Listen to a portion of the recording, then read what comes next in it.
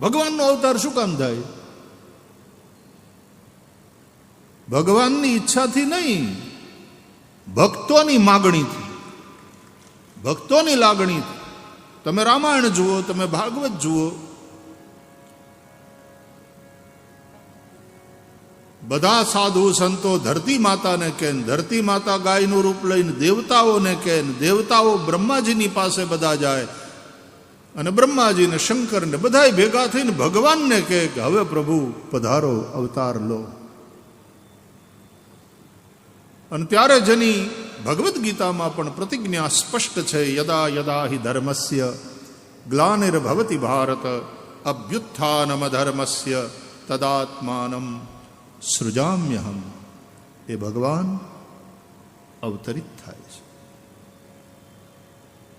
એટલે ભક્તો, સાધુ સંતો, આ ધરતી માતા, એ બધાને ભૂખ લાગે ને એ ભૂખમાંથી એક માગણી, એક લાગણી પ્રગટ થાય, જેમાં જન કલ્યાણ હોય, જેમાં સમાજનું કલ્યાણ હોય, જેમાં રાષ્ટ્રનું ભલું હોય.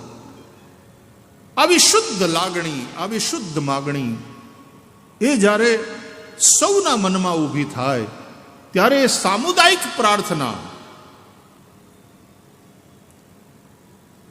એક જણો જઈને કલેક્ટર સાહેબને મળવા જાય ને, કદાચ તો કલેક્ટર સાહેબ વ્યસ્ત હોય તો ન પણ મળી શકે, અથવા તો એની વાતનું કદાચ એટલું બધું વજન ના પણ પડે, પણ 20,000નું સરઘસ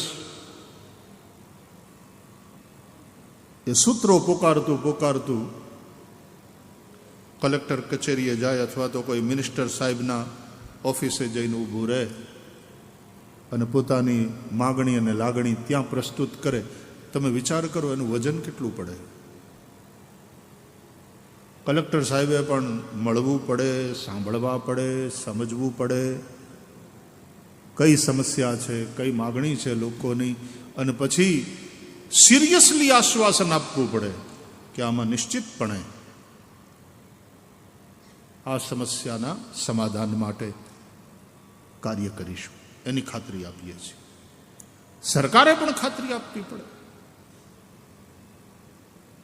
તો 20,000નું ટોળું, 10,000નું ટોળું ભેગા થઈને માગણી કરે ને કંઈ લાગણી પ્રગટ કરે તો અહીંયાની સરકારે સાંભળવું પડે છે.